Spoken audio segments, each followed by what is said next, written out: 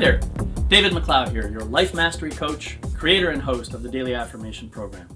Thank you for joining me for today's video message. I love the power of projection. Projection is something we all do, whether we're aware of it or not, and I've spoken about this phenomenon in other videos on this program. As I see it, there are three different forms of projection, one of them physical and two of them psychological. You see, every experience we have in this physical world is processed internally. What we see arrives through our eyes in one form and is converted into electrical signals that are processed and understood by the brain. Similarly, the things that we taste, smell, hear, or feel are received through the various sensors in our body and then converted by different means into the same kinds of electrical signals in the brain. So you can see that in this way, our entire physical experience is processed internally. Because of the process of having an experience is so closely tied to the firing of neurons and synapses in our brain, science has helped us to understand that the brain can't really tell the difference between a real experience and an imagined one. And yet, our brains have the very important function of helping us to move our physical bodies around in this world. And it comes with a built-in feedback loop that tells us that what we are experiencing is actually happening outside of ourselves, even if that happens to be a total fabrication in our imagination.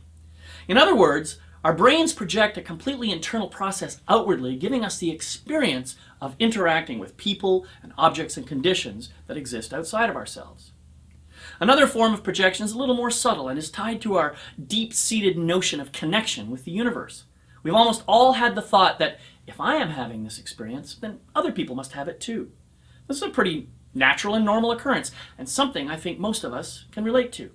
As a result, when we see someone smack their knee against a rock and then grimace and cry out, we almost always empathize with their experience of pain, and indeed, we may even feel that pain within ourselves.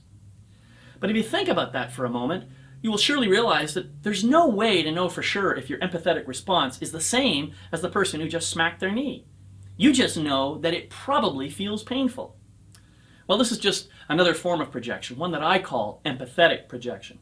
In fact, if you think about empathy itself, you might ask yourself, how can I possibly empathize with someone if I haven't had a very similar experience myself?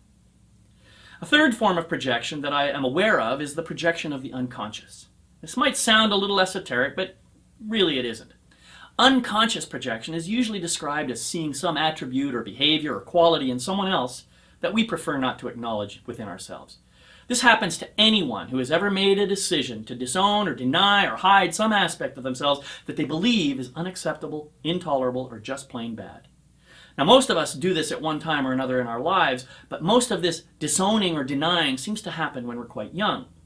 We do it as a way to avoid the pain that comes with criticism or judgment or abuse, and it serves us well as a way to protect ourselves. Then we get skilled at hiding this attribute, and our skill becomes automatic and moves quietly into our unconscious, and then, of course, we forget all about it.